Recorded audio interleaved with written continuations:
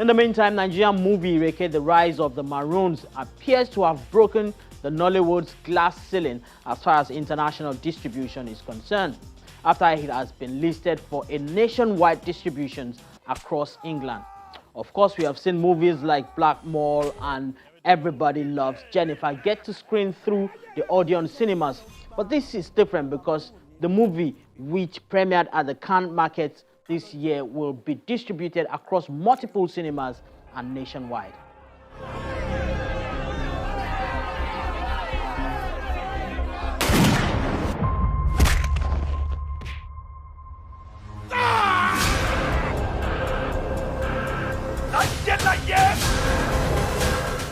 The story chronicles the untold narratives of resistance amongst the slaves, a sharp contrast to the more popular docile narrative propagated about the African slave. This photographic memory will be sent back to England. I expect you all to smile. Are they smiling, Johnson? 1, 2, 3. Merry Christmas! I'm now being joined on the program by the producer and director, Peter Mark Job, who joins us all the way from London. Congratulations on your upcoming movie, Ireke, The Rise of the Maroons. It's a story that visited the resistance during the infamous slave trade era, and perhaps the first narrative told from a Nigerian perspective. So my first question to you is, how did you find that story? Yeah, that's a good one, because it was quite a find. I was watching one of the works of a colleague of mine, the BBC, who did a story about the Caribbean adventure. And in the course of visiting his birthplace of Jamaica, he'd gone to this community of the Maroons, who historically were the African slaves who resisted the British oppression. And so I found that really interesting that something like that actually happened. Because, the story that we know of slavery is the fact that at some point they decided to let us go, is what I thought, And so when I saw that there was actually a community of African slaves who actually fought back, and at some point that the British had to come to a truce, so I was like, oh, wow, that's good. So, of course, I became quite curious about their story. And when I realized that, the community still exists and they still kept all their Yoruba/Igbo, Ghanaian history and ancestry, I thought, wow, this is something that needs to be done. So I was going to do a documentary, but at some point I thought, no, let's make a film because that would have more impact. And that's what led to it. So that's how I found it. Quite impressive. Now let us speak a bit more about the resistance as illustrated in Ireke. It portrays the strength of a fight back against even superior powers, right? So do you still see that same fight in Africa today? Considering how the myriads of powers against the continent from within and outside that has held the continent back in a manner of speaking. So do you still see that fight from Nigerians and Africans today? I think resistance has always been a part of our heritage. We've always been fighting. We've always having to prove ourselves. And when I think about, in the course of my research, what our ancestors went through, and I realized we're still going through it today, even those of us who live abroad. You're still fighting for something. You're still trying to prove something. You feel like there's a massive chip on your shoulder that you have to address. But locally also in Nigeria, as you pointed out, this fight is always there. People constantly fighting either against oppression from the global north, economic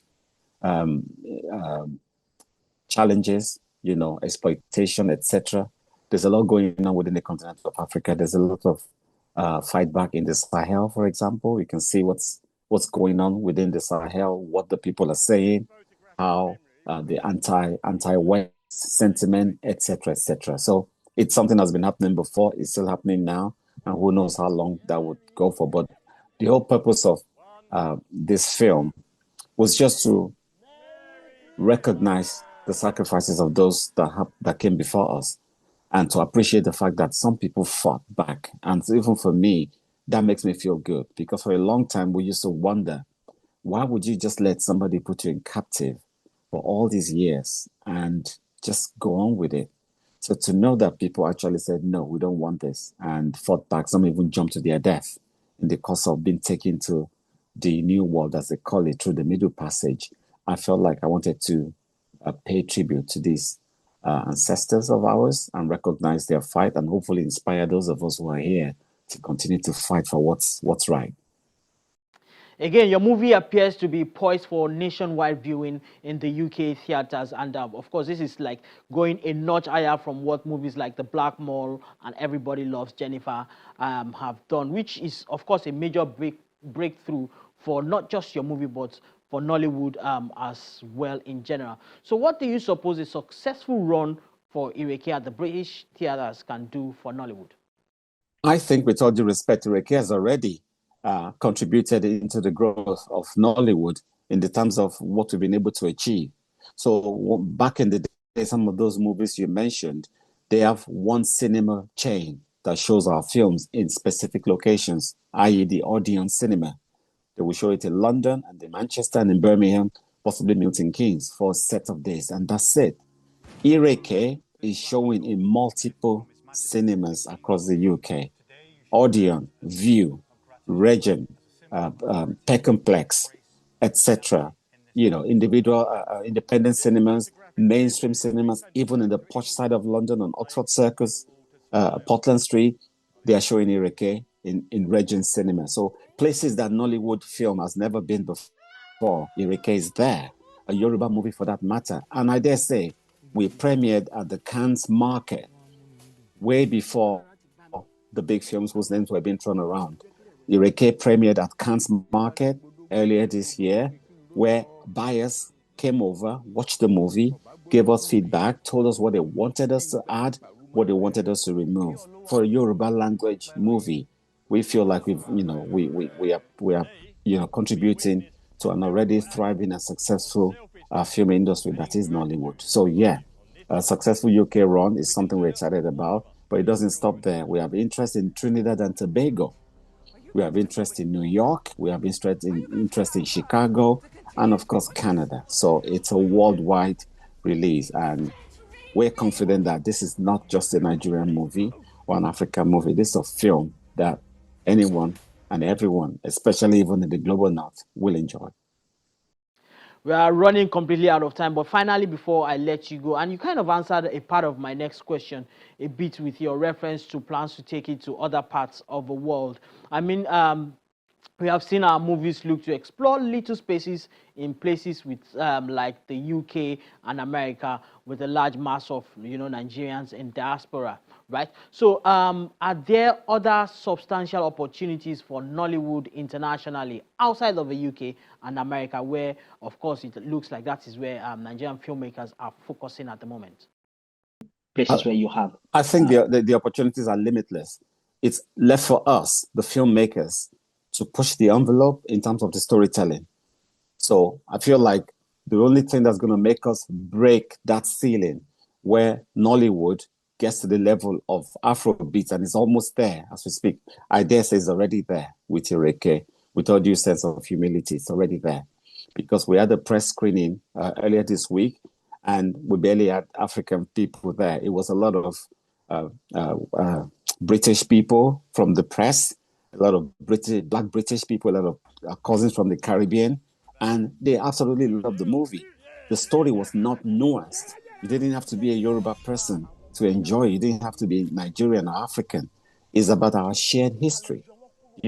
Everybody is affected. So even the Brits that were there, they saw bits that they felt like they had to pay attention to because it spoke about their ancestry. So I feel like in order for us to not just make our content for Nigerians or Africans abroad, or for our generation in the diaspora or our people in the diaspora, we need to push our storyline, because if you look at our continent, there's a lot happening there of global interest. When our news articles go out, it's read everywhere. So that's the habit we have to take into storytelling. We have to push the envelope. We can't just tell love stories and romance and stuff like that. We need to do way more. And that was the intention behind Ireke, and we're happy to be getting the kind of results we are getting, and we just hope that people at home, I feel like there's a group within Nigeria that we need to also cater to. People that are probably not keen on comedy or humor, but just want interesting, serious stories to watch. And Ireke is that. It makes us ask questions. It's entertaining. There's comedy, there's humor, there's action, there's romance, a whole lot. That's a fine place to leave it. Many thanks again for joining us, and we wish you all of the best. Cheers. Thank you.